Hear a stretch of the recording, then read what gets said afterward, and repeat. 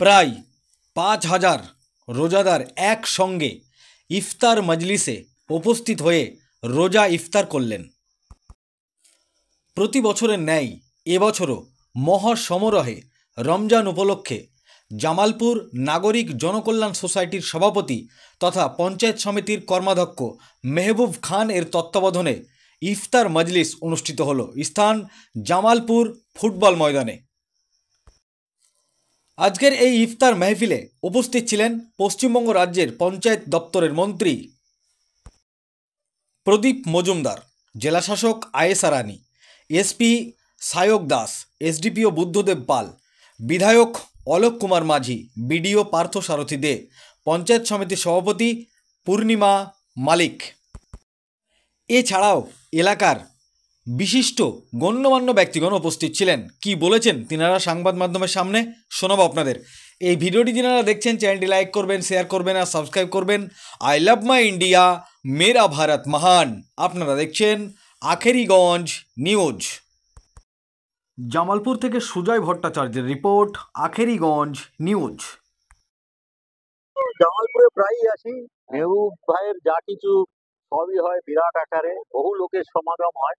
এটা আমার একটা সুযোগ হয়, আমি তো এই এলাকার লোক, সেজন্য একটা ভালো জনসংযোগের উপায় থাকে। আর আজকের এই পবিত্র দিনে যেখানে এই সংযম এবং ধর্মীয় মানসিকতা নিয়ে যারা আল্লাহ তাআলার কাছে প্রার্থনা করছেন, তাদের সঙ্গে মিলিত হওয়াটাই তো একটা বিরাট সুযোগ।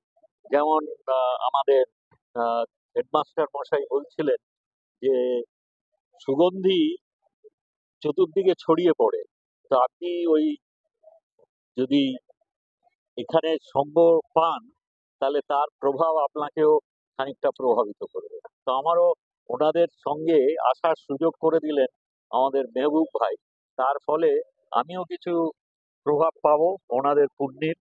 আর আমাদের যে সংস্কৃতি এবং ঐতিহ্য, আমরা শান্তিপূর্ণভাবে সব সম্প্রদায়ের মানুষের যেমন উৎসবে থাকি, সেরকম তাদের আপদে বিপদে কেউ চিন্তা করে না যে ও কোন সম্প্রদায়ের লোক।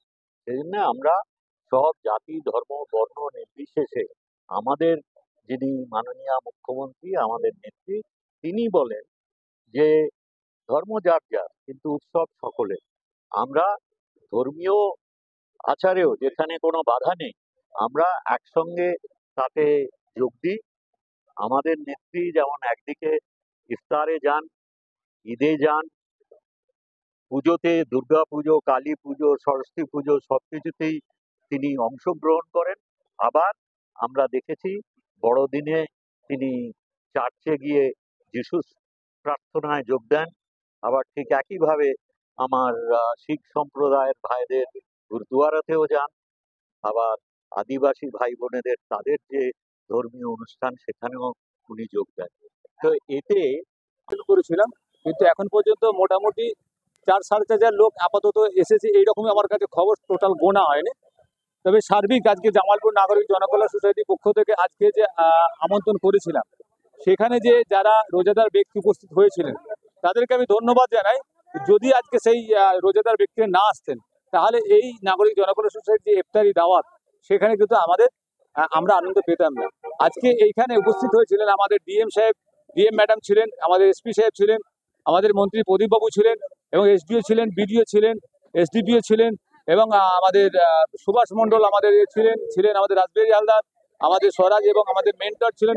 প্রত্যেকেই এখানে যে উপস্থিত হয়েছেন আমরা অত্যন্ত খুশি, এবং আমরা চাই জামালপুর কেন সারা পশ্চিমবাংলা সারা ভারতবর্ষের বুকে সাম্প্রদায়িক সম্প্রীতি যেন বজায় থাকে। আমরা হিন্দু মুসলিম শিখ খ্রিস্টান ইসাই সকলে আমরা ভারতবর্ষের যেমন দেশ স্বাধীন করার সময় সব ধর্মের মানুষ সংঘবদ্ধ হয়ে লড়াই করেছিল, আমরা চাই সেইভাবেই যেমন আমরা সকলে মিলে লড়াই করেছিলাম, সেইভাবেই আমরা শান্তিতে থাকতে চাই। আমরা কখনো হিন্দু মুসলিম চাই না, আমরা চাই আমরা ভারতবর্ষের বুকে আমরা সব ধর্মের মানুষ। আজকে ইফতারিতে আমরা হিন্দু মুসলিম শিখ কিন্তু সকলেই আমাদের উপস্থিত ছিলেন। আজকে প্রত্যেকে আগাম ঈদের শুভেচ্ছা জানাই, সকলে ভালো থাকবেন।